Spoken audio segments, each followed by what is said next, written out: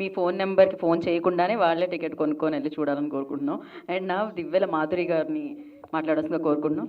మీరు స్క్రీన్ మీద కంటే రియల్గా ఇంకా బ్యూటిఫుల్గా ఉన్నారు. Yeah seriously. అందరికీ నమస్కారం. అండ్ ముఖ్యంగా మీడియా ప్రతినిధులందరికీ కూడా నా హృదయపూర్వక నమస్కారాలు. ఎందుకంటే నేను ఈరోజు ఈ స్టేజ్లో ఉన్నానంటే కేవలం మీడియా వల్లనే. అండ్ ఫస్ట్ టైం ఈ మూవీ సనాతన ధర్మానికి అండ్ ఆధునికతకి అద్దం పట్టే విధంగా ఉంది. ట్రైలర్ చూస్తేనే గూస్ బంప్స్ వస్తున్నాయి. ఇంకా మూవీ ఎలా ఉంటుందో మీరే ఎక్స్పెక్ట్ చేయొచ్చు. నేను కూడా రీసెంట్గా మూవీస్లో యాక్ట్ చేస్తున్నాను. పాలిటిక్స్ నుంచి మూవీస్లోకి నేను కూడా యాక్ట్ చేస్తున్నాను. సో మూవీస్లోకి వచ్చినప్పుడు డైరెక్టర్ పడిన కష్టం ఏంటో, ఒక ప్రొడ్యూసర్ కష్టం, యాక్టర్స్ కష్టం ఏంటో స్వయంగా నేను చూసినప్పుడు అనుకున్నాను ఒక మూవీ జడ్జ్ చేయడం చాలా ఈజీ, కానీ దాని వెనక కొన్ని వందల మంది కష్టం ఉంటుంది, కొన్ని నెలల తరబడి కష్టం ఉంటుంది. సో ఎవరు కూడా రివ్యూస్ విని ఎవరో మాటలు చెప్పింది జడ్జ్ చేయకుండా ప్రతి ఒక్క మూవీని కూడా థియేటర్లో చూడాలని నేనైతే కోరుకుంటున్నాను. And all the best to the first time movie team. Thank you.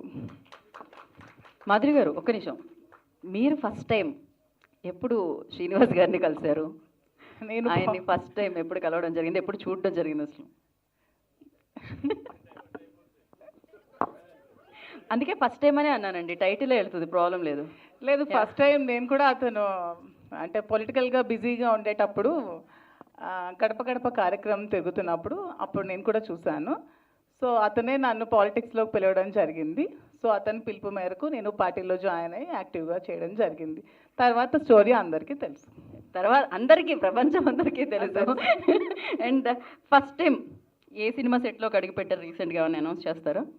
Yeah, first time Cheen Tapak Dumdum అని ఒక మూవీ నేను యాక్ట్ చేశాను. అది ఆగస్ట్లో రిలీజ్కి ఉంది. తప్పకుండా అందరూ థియేటర్స్లో చూడాలి, నన్ను సపోర్ట్ చేయాలి.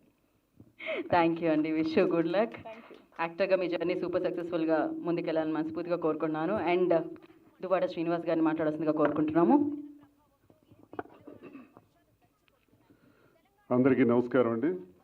ముఖ్యంగా పెద్దలు తమ్మారెడ్డి భరద్వాజ్ గారు వచ్చారు. వారు మంచి సందేశం ఇచ్చి వెళ్ళారు, మంచి సపోర్టివ్గా మాట్లాడారు. ఆ తర్వాత ముఖ్యంగా చెప్పుకోవాల్సినటువంటి ఇక్కడ వ్యక్తి మరి హేమంత్ గారే. ఒకటి writer, editor, VFX lead, producer and director. చిన్న విషయం కాదు ఇది.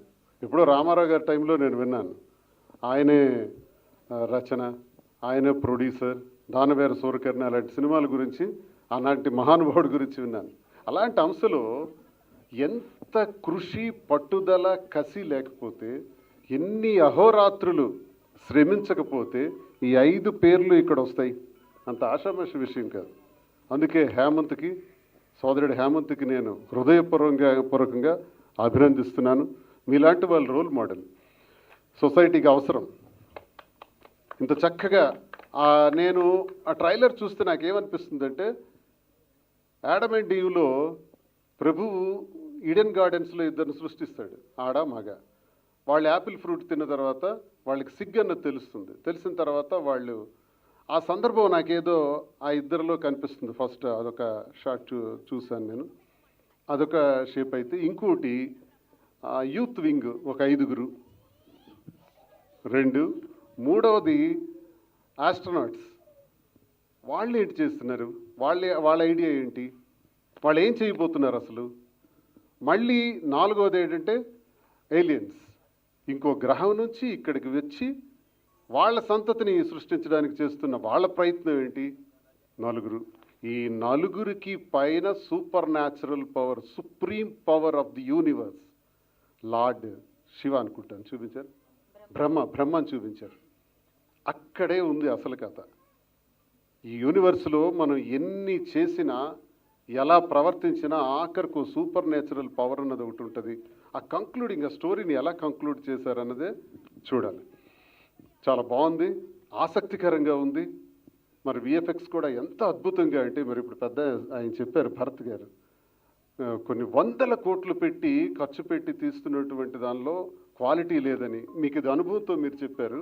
మాకు అనుభవం లేకపోయినా ప్రేక్షకుడిగా సినిమా చూస్తూ మేము అనుకుంటుంటాం, ఎందుకు ఇంత ఖర్చు పెట్టారు, ఇందులో ఏం కనపడుతుంది, ఏం చూడాలి మనం అని అనుకునే సందర్భాలు చాలా ఉంటుంటాయి మాకు కూడా.